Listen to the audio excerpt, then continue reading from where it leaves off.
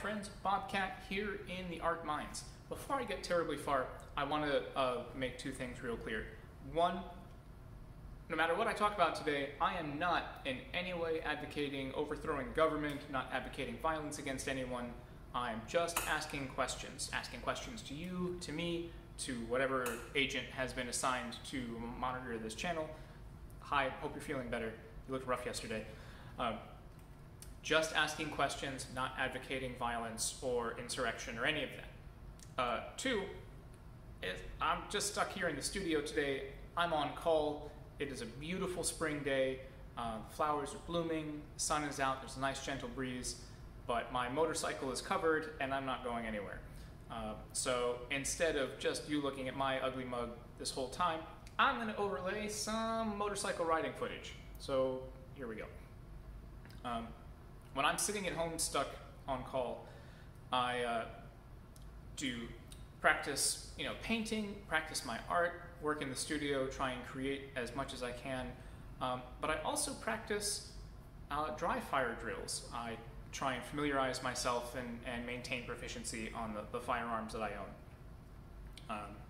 And that's got me thinking about, because I've got tons of rocks in my head and tons of questions for you and for me, that's got me thinking about the Second Amendment.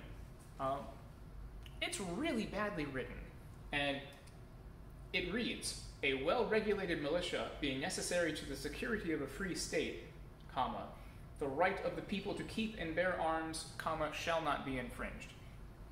I've written high school poetry better than that, but it's kind of in two parts. The well-regulated militia being necessary to the security of a free state, and the right of the people to keep and bear arms shall not be infringed. So I'm just a blue-collar working cat, and that seems to me to kind of address two different needs of arms.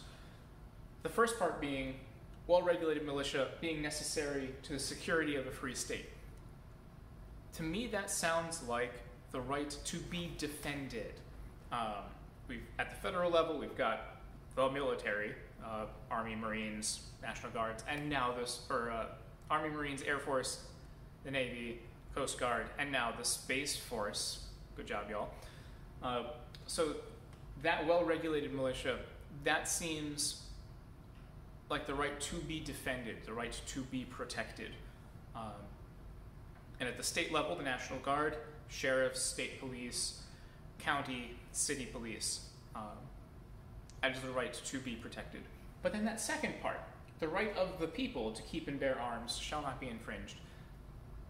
To me, that sounds like the right to self-defense, the right to protect myself, protect my community, protect my family from predators and from tyrants. And those two conflict. Those two sentiments conflict. Because what happens when the militia, whether it's the police, the National Guard, the military, what happens when that militia becomes the enforcement wing of a tyrannical government? What happens when folks in uniform arbitrarily enforcing laws that are written in ways to not make a whole lot of sense to basic people, that they'll just yank people out of the street, out of their car, and kill them on the street? And those people just happen to be, black and brown folks. Where does the right to defend ourselves against them come in? And again, I'm not advocating violence against them. But how does the Second Amendment address that?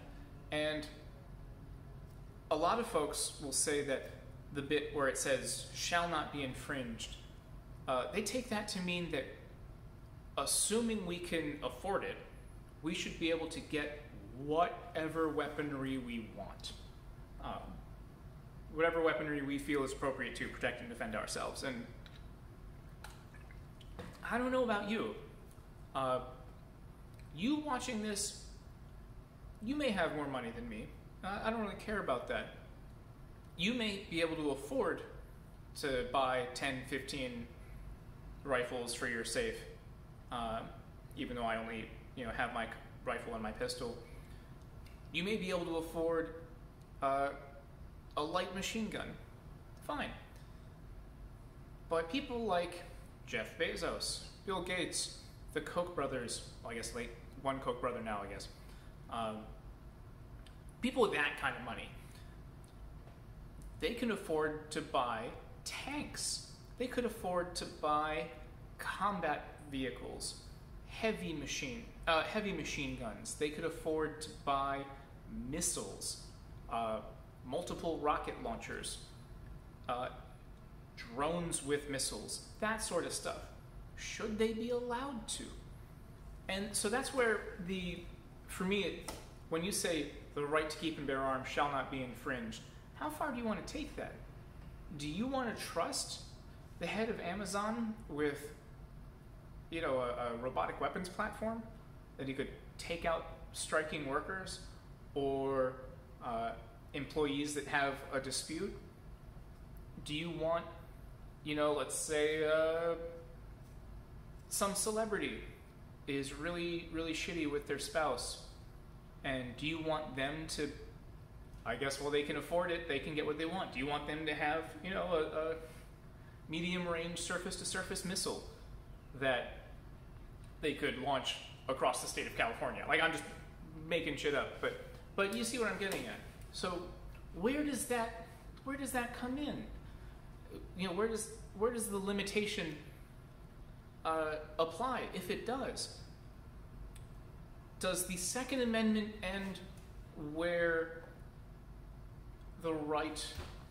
So does the right to keep and bear arms, where does that blend with the right to be free from the rich and well-connected becoming destabilizing forces? Does that make sense? This is what I think about. The right to defend yourself against a tyrannical government. Let's say the government passed some laws that you didn't like, or let's say the government let its enforcers pull over and kill on the street people they didn't like, and historically they didn't like black and brown people. So we'll just the government kind of lets the police do that. If they get too crazy, they'll get reined in. Shame on you, don't do that. But for the most part, for a couple hundred years, we'll let them just do what they want. So would it be acceptable under the Second Amendment, under the principle of the Second Amendment, for that group of people that have been targeted and harassed, for them to take up arms and violently overthrow the government or wage some kind of coordinated violence against it in retribution for violence against themselves or to prevent violence against themselves? Would that be covered under the principle of the Second Amendment? Would that be destabilizing? Where do groups of people, when protest doesn't work, let's say the government wanted to impose crazy high taxes on things that we need, groceries and stuff like that, or clothing. What if government imposed a 50% clothing tax on any clothing item sold anywhere, whether it was in the department store or the thrift store? We're going to tax that 50% more. We need clothing, especially school uniforms for kids. That would be an incredible hardship. But the government said, we're going to do that, so let's tax that. And we went to protest, and they said, no, we're going to keep doing that, and we're going to tax people. We're going to tax clothing manufacturers and cloth producers, and all of that will add up. So if you are being oppressed, whether violently oppressed or financially oppressed, being disenfranchised at the election, at the polling booth, by people making up all kinds of crazy arbitrary rules about saying why you can't vote. Let alone, this is separate from the whole campaign finance thing where it seems only the very wealthy and their corporations can purchase candidates or fund candidate campaigns. This is just saying who can and cannot vote and when they can and cannot vote. People trying to keep you from participating in democracy. People taxing you crazy high taxes and then using that money to line their own pockets or to buy weapons to oppress you further. Where does the Second Amendment principle of self-defense fit into that? I don't know. What do people do when protest doesn't work? You know, the government passes some laws that we don't like, or lets other parts of the government get away with doing things that we don't like.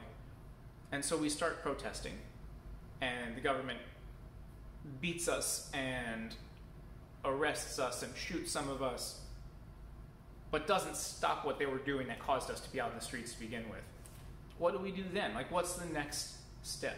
If this was some other country where they didn't speak English and the police were, the police being people in uniforms with, you know, rifles or light machine guns tasked with security in an area, we would call those militias.